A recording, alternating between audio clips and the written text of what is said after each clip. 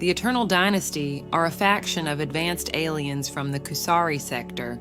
Their forces consist of well-armed infantry and drones, supported by high-tech robots and vehicles. Originally, they emerged from a world long divided into a patchwork society of warring clans. The royal house became adept at manipulating clans, leading potential rivals into a series of destructive wars before imposing their laws over survivors and forming a ruling dynasty. The Eternal Dynasty will go to any length to maintain this fragile unity as they expand out into the stars. Hey everybody, this is Warboss Fitz, and today I'm going to go over the Eternal Dynasties. Now, I have not looked at this army before. This is my first time going through it. I'm going to go through it with you, and if you guys know anybody who is just starting out on one-page rules and has ever thought about playing Eternal Dynasties, or if you listen to the intro, if you like Japan... NANI? So let's get into it, and I will discuss all the units and give you some tactical feedback on what I think each unit would be good for. Then we're going to make an army list and file a battle report at the end. We're going to go through the units one at a time to check out their strengths and weaknesses by the rules, not by what the fluff says. We're going to skip past the leaders first because, as we all know, the leaders in one-page rules are a buffing force. So we're going to start with the warriors, go through all that, and then go back to the leaders at the end to determine what they're going to be better at. Eternal Dynasty Warriors, 105 points, 5 warriors are quality 4, defense 4 with close combat weapons and long rifles with 30-inch range with 1 shot. And they're also fearless.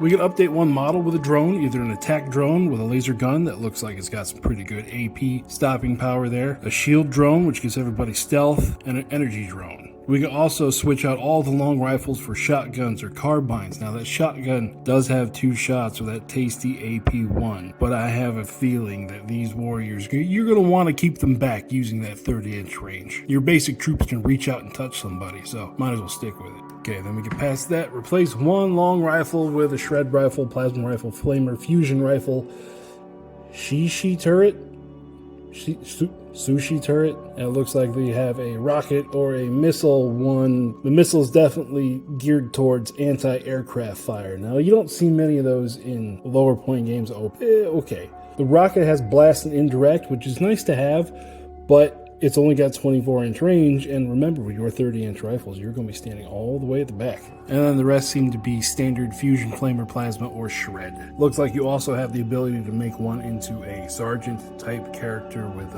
pistols and daggers, and possibly replace it with a sword. Again, with a 30-inch range on the rest of your guys, I wouldn't do this. Why would you reduce the range on somebody? Okay, so that's the warriors. Moving on to scouts.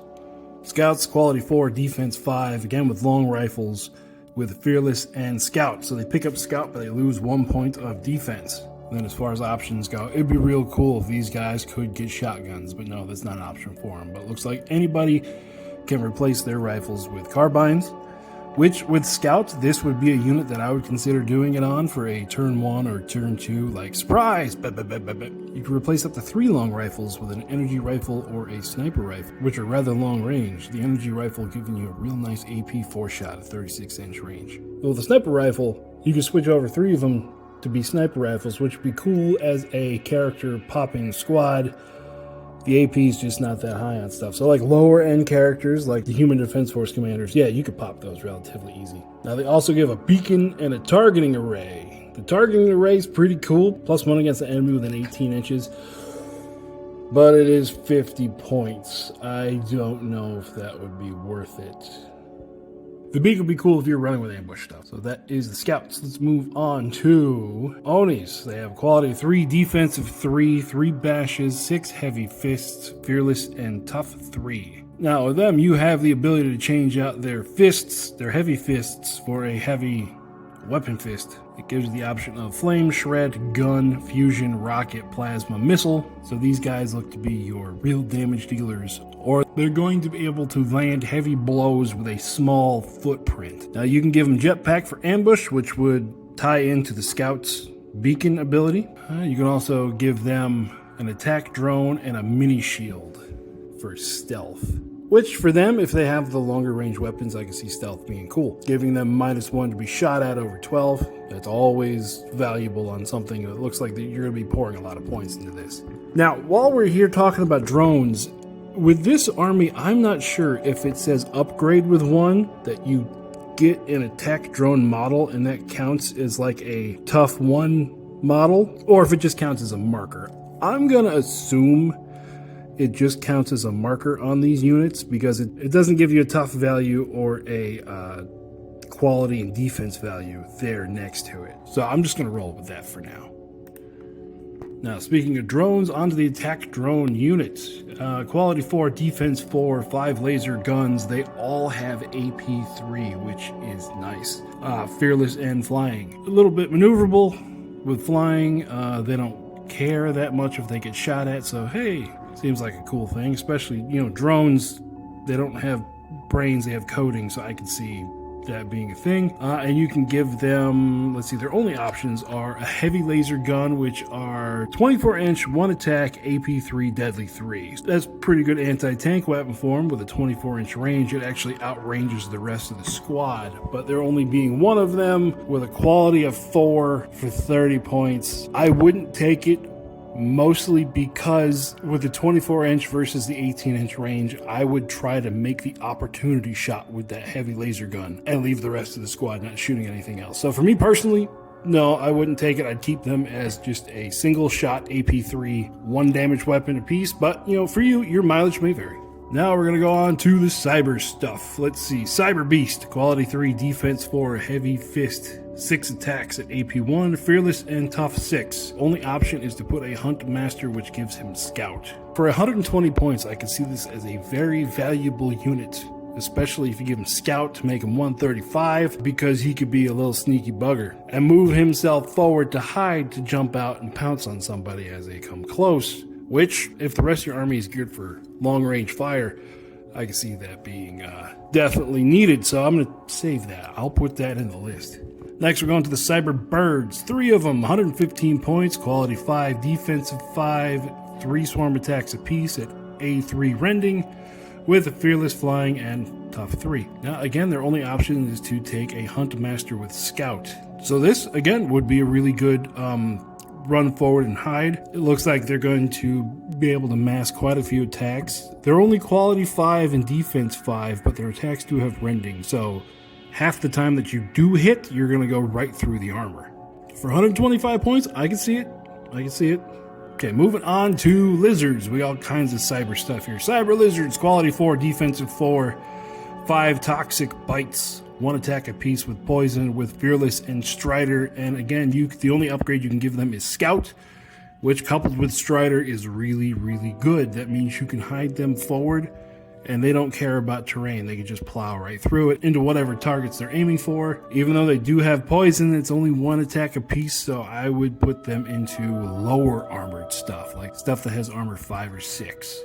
But again, solid choice. And these guys are only 65 points for 5 of them, 75 points with scouts. So this is a really good choice. Next, we're going to look at ninjas. 5 ninjas, quality 3, defensive 5, 10 auto guns. So it looks like each of them gets 2 shots for 12 inches, AP1 rending, 5 martial arts. That's an odd way to say 5 close combat weapons, but I guess, theme, ninjas, martial arts. They have ambush, fearless, stealth, and teleport. Ambush, good, especially because they have very short range. And let's see here, their upgrades, they can get rid of the auto guns to take a sword or a sickle. So again, you could keep one of the auto guns and give every one of them a sword or a sickle, or you can remove all of the auto guns and give each of them 2 swords or 2 sickles, or a mix of both if you want. And in this situation here, let's see, between the sword and the sickle, I would take the sickle over the sword, because 1 attack at AP2, in my opinion, is better than 1 attack at AP1 with rending, because you're always going to get the AP1, but that rending, let's see, with quality 3, it's only going to affect 25% of your actual hits. I would rather have just +1 AP on 100% of my hits. But again, let's see, the auto guns with 12-inch range and 1 attack apiece, those all have rending as well, so it's an extra 10 points apiece. Okay, you're seeing Warboss Fitz do math, and there's smoke coming out of my ears and the hamster's dying on the wheel. So if I took 5 guys, gave all 5 of them sickles, it's an extra 10 points apiece, that'd be 230 points. Okay, at that point we're getting pricey. But if you had set up to fight somebody with higher armor, like say Battle Brothers or Robot Legions, Yeah, I can see it. Well, Robot Legions gives you the rending ability to be able to shut down regeneration. I don't know, that one's a toss-up. But against mostly everything else that has an armor of 4, 5, or 6, I would just keep the auto guns. So that takes us to walkers. Let's start with a Ninja Walker, because we just talked about ninja. So quality 3, defensive 2, heavy burst auto gun, 8 shots rending, rope sickle, 12-inch, A2, deadly 3, stomp, A4, AP1, and it has ambush, fear of 2, fearless, stealth, and tough 12. Okay, so it's a legitimate walker with toughness 12. And then, let's see, you can replace the heavy burst auto gun with a sword, laser, and a heavy sword. So it's just a sword with a laser strapped to it. Oh, pretty cool. That's a cool idea, at least. I have some ideas for modeling that, if I get around to it. And then you can replace the rope sickle with displacement pack for teleport, or a rope blade, which is 12 inches, A4 with rending. Now, this is going to be a case of build it for what you want it to fight. You want it to fight a bunch of stuff, like a bunch of units that have multiple models in it. I'd say keep the heavy burst auto gun and go for the rope blade that just gives you more attacks, especially because the rope blade is free.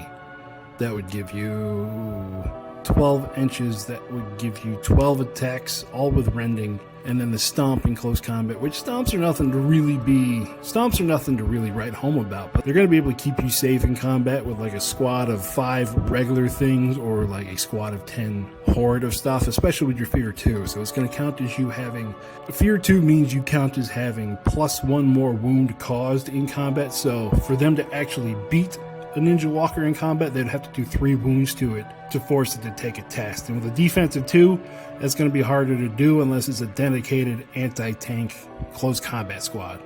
So, okay, so again, Ninja Walker, pretty cool. 490 points to start off with. In your lower level games, like your 1,000, 1,500, 2,000, even 2,500, I wouldn't suggest a Ninja Walker just because that points level is so high for it. Next, we're going to the Oni Walker. Quality 3, defensive 2 with stomp, 4 attacks, AP1, a heavy flamethrower, which is 4 attacks, AP1, blast 3, and reliable, with fear, fearless, and toughness 12. And this one's for 395 points. Okay, so the heavy flamethrower, it kind of broadcasts what it's going to be used for to start with. It's definitely a horde clearing type of thing. With a possible 12 hits if all 4 of its attacks hit on a 2, which is what reliable does. That's a whole lot of flamey death. Then let's see your upgrades. You can replace the flamethrower with a rocket launcher, a heavy blast cannon, a heavy strike cannon, or a missile launcher. Missile launcher, again, is geared for anti-aircraft with the lock-on ability, but it's 8 attacks at AP3. That's something to think about just for regular stuff. And then a heavy strike cannon, 2 shots, AP3, deadly 6. This is more of the higher-end anti-tank that we've seen in the list so far. It looks like it's going to be able to, it'll pop APCs and light tanks immediately, and with its possibility of deadly 12, that would be enough to pop another walker or another heavy tank immediately as soon as it hits both those hits. Heavy blast cannon, A4, blast 3, AP2. That looks like it's going to be more for the heavier infantry clearing, like Battle Brothers. And then rocket launcher for 24 inches, 4 attacks, blast 3, indirect. That'll be horde clearing, but I'm hiding while I do it. And the upgrades, again with an attack drone or a shield drone. Given this thing stealth, it might be worth it. Considering the range on this, if you get rid of the flamethrower, the range on this is pretty high. Pretty medium to long range. With the stealth drone, if someone gets within 12, it doesn't matter anymore. So I can see, especially if you've got warriors at your back firing off at 30 inches, I can see this sitting in the back line with them being protected by the shield drone. Somehow I have things in alphabetical order. Let's do the Royal Guard. 5 dudes, quality 3, defense 4, 5 spear shots, 12 inches, A1, 5 spears, A2, AP1, elite warriors, fearless, and regeneration. And regeneration means they're going to be harder to kill, and fearless means they're going to be harder to break. And it looks like the way their equipment is set up, they are designed to be a close combat unit. And then you can replace the spear shot with a spear flame, plasma shred, or fuse. And all those look to be about half range of what everything else would be, which again makes this into a close combat unit. Now for 165 for 5 of them, that's pretty good. If they had ambush, that'd be even better. Or if they had scout, that would be even better. But this is going to be a unit, to me, that is working perpendicular to what the rest of the Army's purpose is. It seems to be a very big divide between the shooting and the close combat elements of the Army. The shooting stuff is very long range. The close combat stuff seems to be pretty good. It looks like the Army is, how do you strike a balance between the two? So Royal Guard might be a choice for you. I don't know, your mileage may vary. We'll check them out in the list later on to see if I put them in.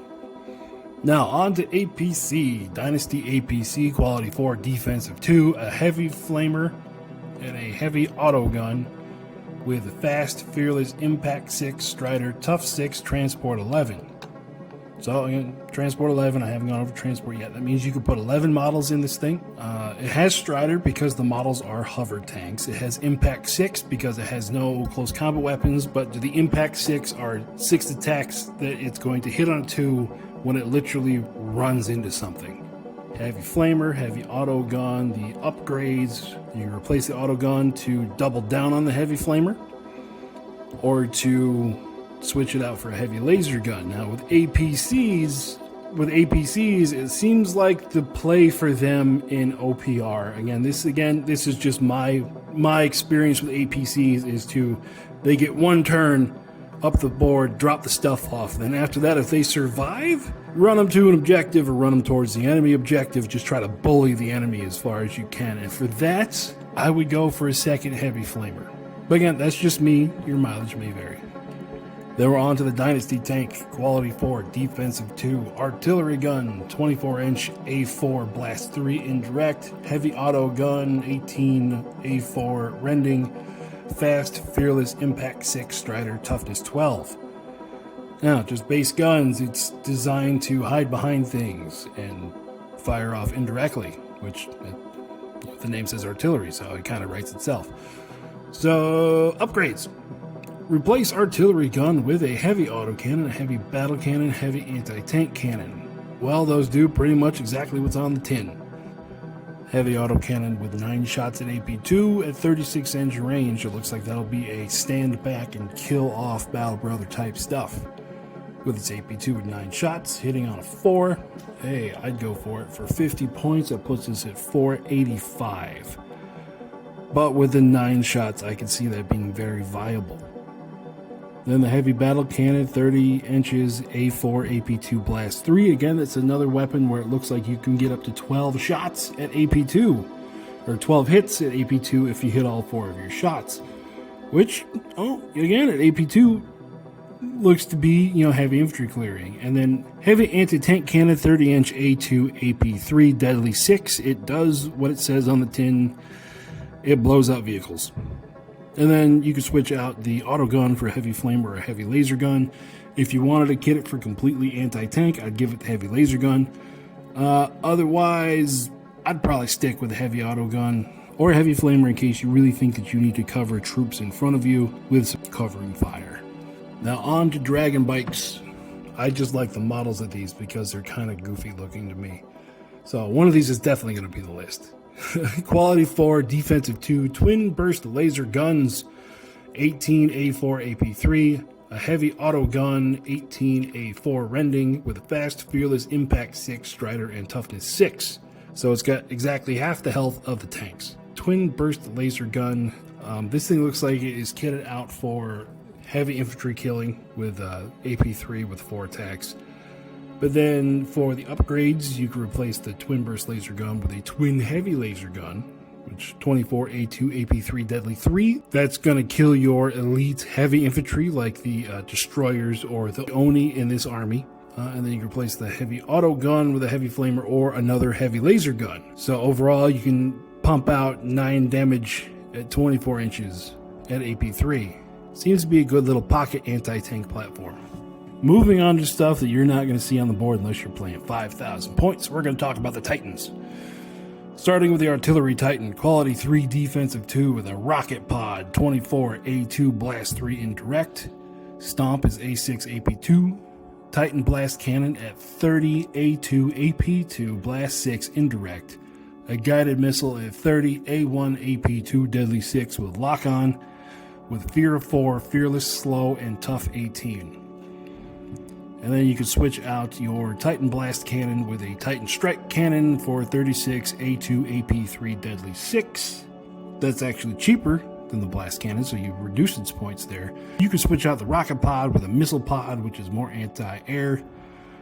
I'm just going to say seasoned to taste on this one. I'm not really versed in Titan fighting because I usually don't play games that big, but it looks like you can kit this guy out to kill pretty much anything. So on to the next Titan, the Mac Titan. Quality 2, defensive 2. So this thing, oh man, it's hitting on a 2. With a Stomp, A6 AP2 Titan Fist, A12 AP4 with Bounding, Fear, Fury, Strider, and Tough 18. This is your close combat Titan. It runs forward, it jumps over stuff, and it punches them in the face.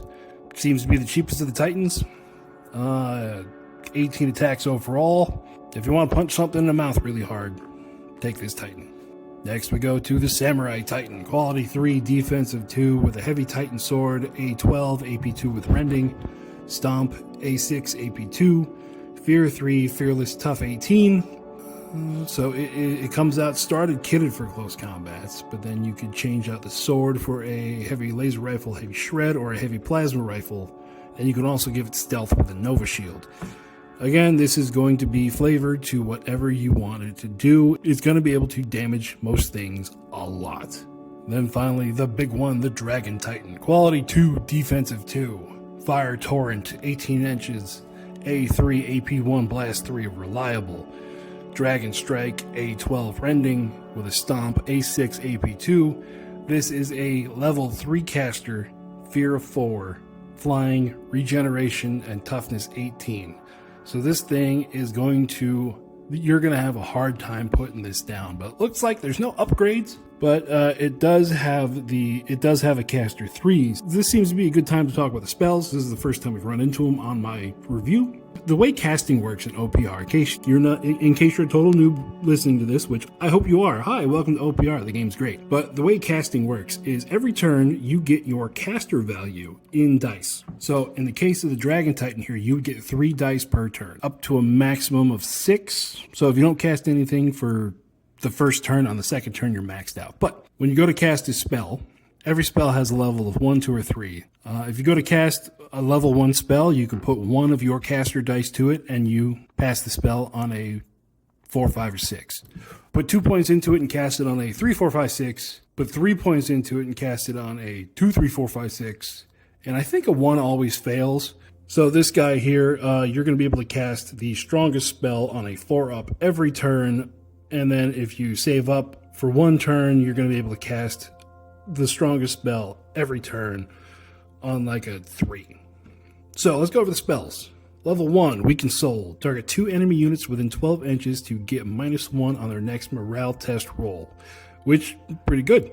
Because morale tests in Grimdark Future are pretty punishing. If you could force someone to take a test, they're either going to stand still for an entire turn or they're going to run away.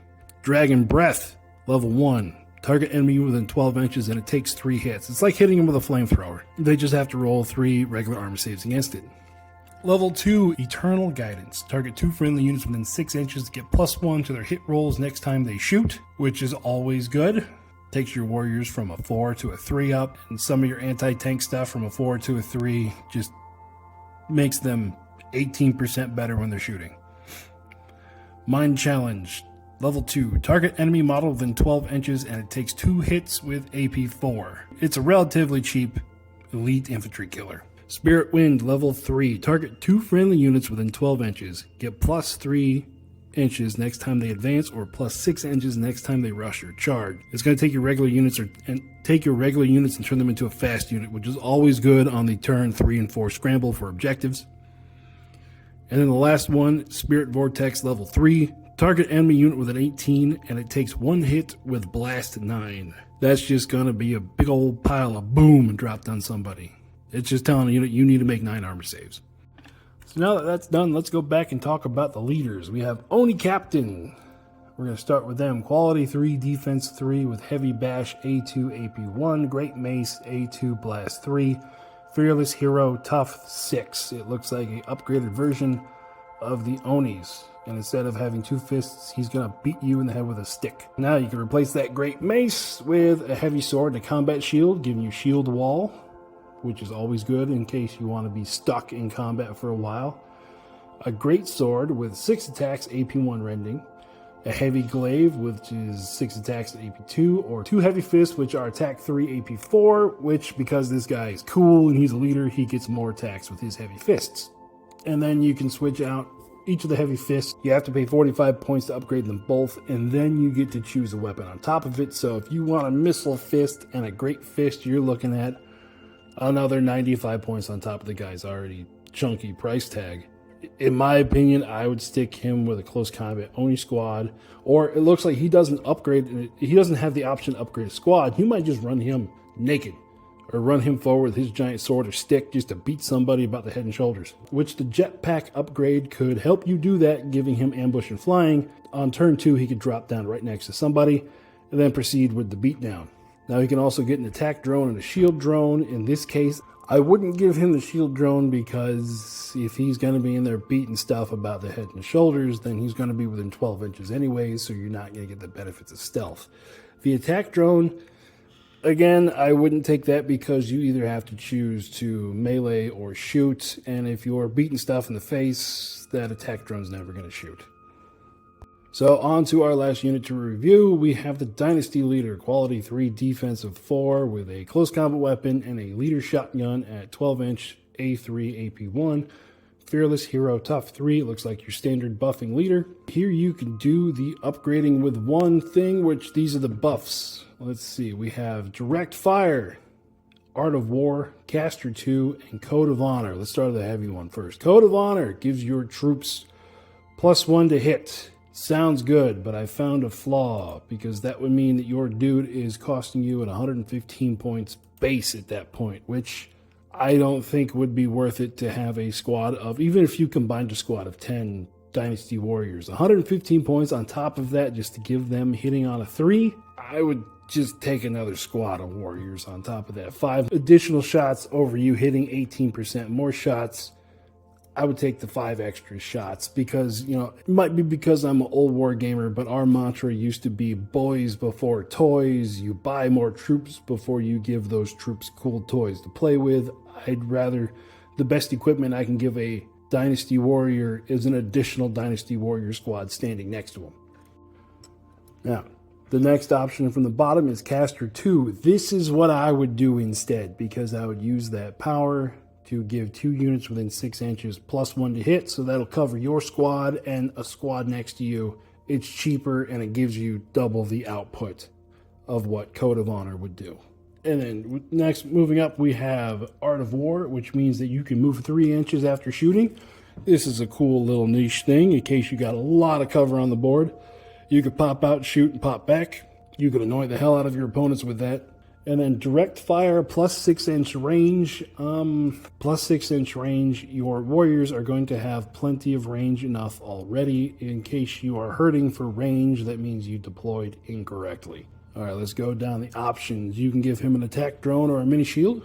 You can replace the shotgun with a leader carbine or a leader long rifle for 5 points each. I would say if you want him to integrate completely with a warrior squad, give him a long rifle. And then you could replace the leader shotgun with a pistol and sword, or a hook sword and close combat weapon, or 2 royal swords, or twin dynasty pistols, or a spear shock and a spear. That would mean that you're putting this guy into close combat, and if he's leading a squad that is not where the squad wants to be, I fully support you sending your leaders into close combat.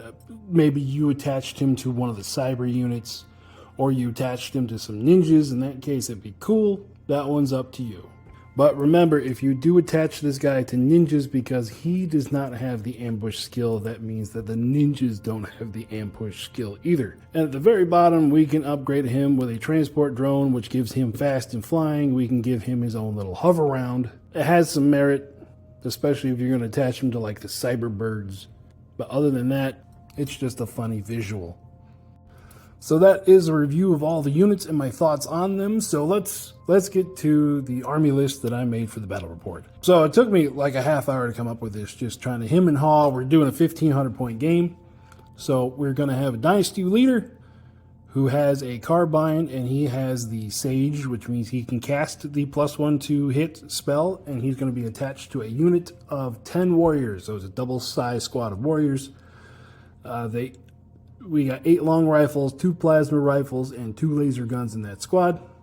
We have another squad of 10 warriors with 8 long rifles, 2 plasma rifles, and only 1 laser gun because I had to knock it down for some points. We have 5 attack drones with no upgrades, but they do have their AP3 shots. We have 3 Onis with 3 heavy fists and 3 gun fists with a shield drones. They're going to be moving around at 24 inches, taking some pot shots at people. Then I have 1 Cyber Beast. I gave him scouting because I'm going to use him to sneak around some edges. Same thing with a unit of Cyber Lizards. I gave them scouting with a Hunt Master. They're going to sneak around some terrain and try to catch somebody unaware.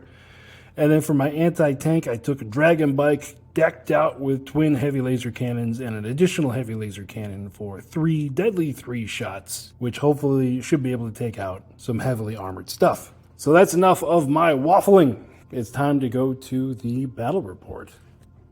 All right, so here's our board for the game. We have very dense jungle-like terrain with the 4 objectives on the board. We're going to have our Eternal Dynasty on this side and the opposing team on that side. So just to show you how dense the terrain is, now let me show you the opponents. The opponents today are going to be the Blessed Sisters. Leading the Sisterhood, we have an Exosuit High Sister with HMG, a Storm Mod, and a Giant Energy Sword. We've got 1 squad of 10 and 2 squads of Warrior Sisters. The 2 squads of 5 each have a plasma, and the squad of 10 has 2 plasmas. And they all have Canticle Megaphones, which are +1 to morale whenever that does come up. Then in the back, we have 2 Exosuits, both with maces, both have machine guns and storm mods. And then all the way in the back, that giant one is an Assault Walker. It's got 2 rapid heavy flamers and 2 light fists.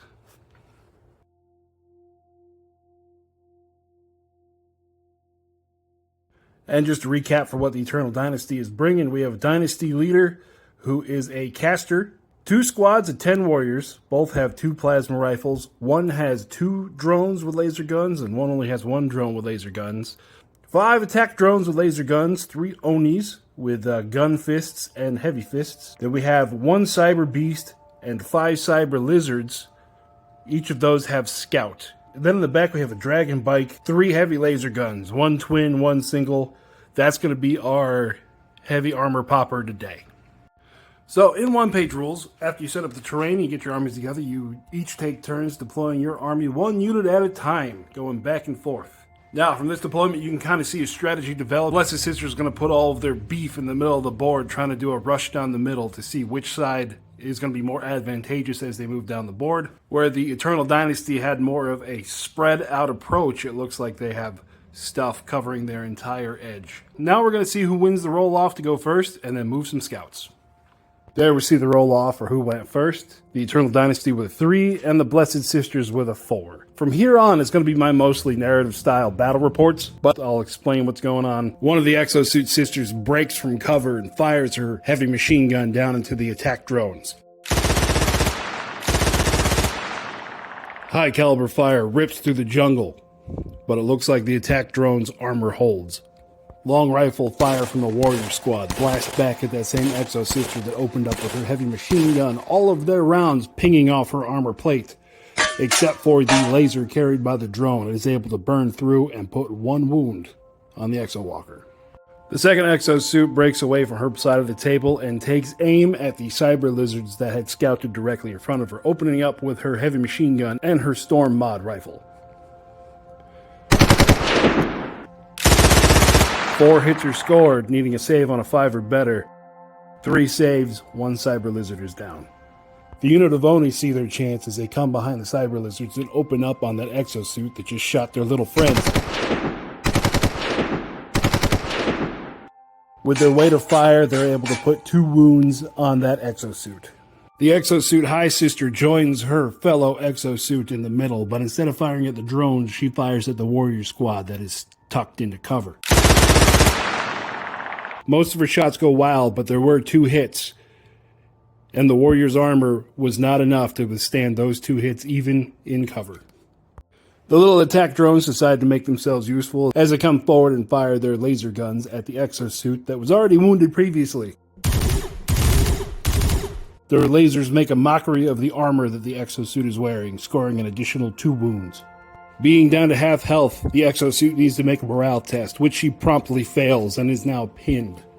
The Assault Walker, seeing that nothing is going to be in range of its heavy flamethrowers, does a quick march up the board, hoping next turn to have targets that she can burninate. The Dynasty leader starts his turn by casting Eternal Guidance on the Warrior Squad and the Dragon Bike. It goes off with a 6. The Warrior Squad takes aim at the exosuit that had already harassed the Cyber Lizards. With pinpoint accuracy, including the drones, they only record 1 miss, and the exosuit fails enough armor saves to have its reactor detonate in the middle of the board. Coming out from behind cover, the Warrior Sisters choose to take revenge for their exosuit friend, blasting into the squad of Dynasty Warriors in the swamp. Even with the extra armor given for cover, 3 of the Dynasty Warriors drop below the black water of the swamp. The Cyber Beast, seeing its opportunity, bounds through all the foliage. It jumps on the already pinned exosuit unit. Hoping to do enough damage to make the exosuit rout, it is able to cut through the armor of the exosuit, doing the last wounds to take it out of the fight. The second squad of 5 Battle Sisters comes over the hill and takes aim at the Cyber Beast hiding in the trees. It must have been dug in that tree very deep because every one of the sister shots, including the plasma gun, misses the target. The Cyber Lizards choose to skedaddle to get themselves out of line of sight of some of the Blessed Sisters units. The squad of 10 Blessed Sisters make themselves known as they move up the board, and they take aim at that same Cyber Beast. The trees are not able to save the Cyber Beast that much this time, as it takes 4 wounds from heavy rifle fire. Needing to take a morale test, it fails the first roll, but because it is fearless, it proceeds to roll a 4 up. It doesn't seem to care that parts of it are getting blown off. The Dragon Bike takes off from its hiding spot in the trees of the swamp. It aims all 3 of its heavy laser barrels at the Assault Walker. With the extra guidance provided by the Dynasty leader, it's able to land 2 hits, which the Assault Walker's armor proceeds to fail to stop, and it takes 6 wounds. The Assault Walker then has to take a morale test, which she promptly fails.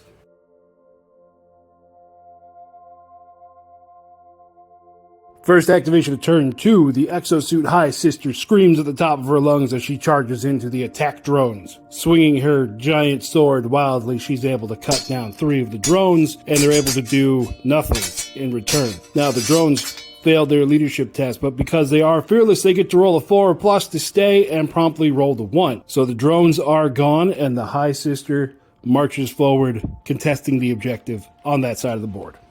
The Oni, seeing that the Assault Walker is pinned, see an opportunity to get up close. They move forward and fire their gun fists at the unit of Blessed Sisters on the objective. They're able to score 3 hits, but the Sisters come back with triple 6s for their armor saves. The unit of Blessed Sisters that fired at the Cyber Beast behind the tree last turn decide to fan out and decide to lay down effective fire on the Cyber Beast position.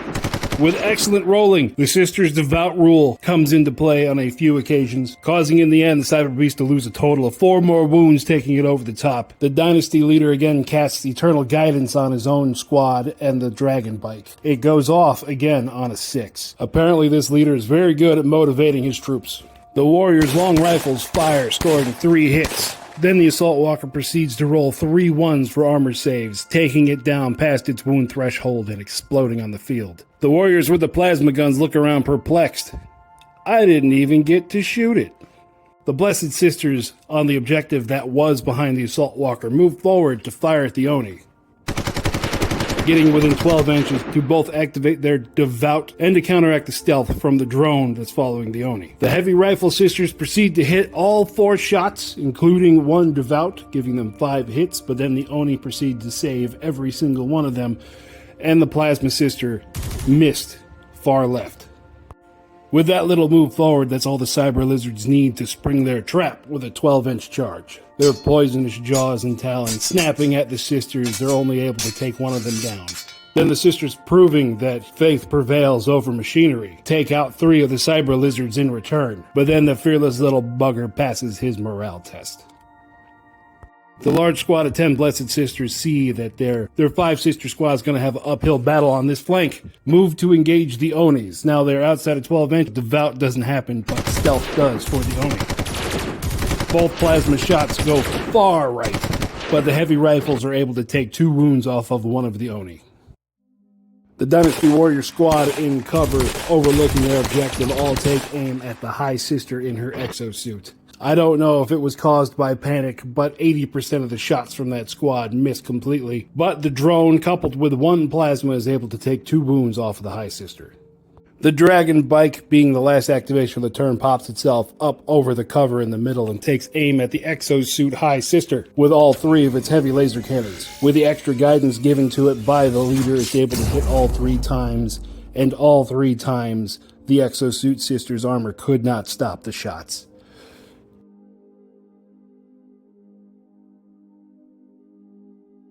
The 10-woman-strong unit of Blessed Sisters moves into the cover in the middle of the board and take aim at the Oni that have been a thorn in the side on that flank for the whole game. They open fire with their heavy rifles and plasma, with stealth not applying and devout kicking off. They're able to do a total of 7 wounds, added with the 2 from earlier. They're able to take out the entire squad of Oni. The Eternal Leader decides to stop guiding his squad, and with the good luck he's been having with casting so far this game, chooses to cast Spirit Vortex at the 10-woman-strong squad of Blessed Sisters. It goes off with another 6. The Spirit Vortex rips through the jungle, killing 5 immediately. Then his squad opens up and are able to take down another 3, leaving the large Blessed Sister squad with only 2 remaining. Then they do pass their morale test. The Blessed Sister squad that had been plagued with the Cyber Lizards open fire on the last remaining member, completely blowing it away. The Dragon Bike moves up the board and pulls up next to the other objective with 5 Blessed Sisters still on it and opens fire with its heavy laser cannons. The anti-tank weapons mean that there are 2 very dead Blessed Sisters. That squad of Blessed Sisters fire back and are able to take 2 wounds off of the Dragon Bike. Unable to draw a line of sight to those 2 Blessed Sisters that are still in the woods, the large squad of Eternal Guardians just decides to move on to the objective.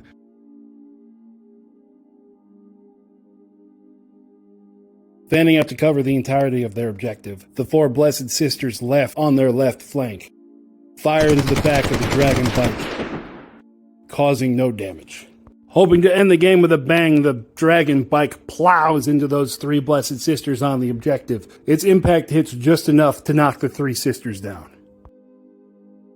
And with that, it will be the end of the game with a final score of 3-1. The Eternal Dynasty takes the win.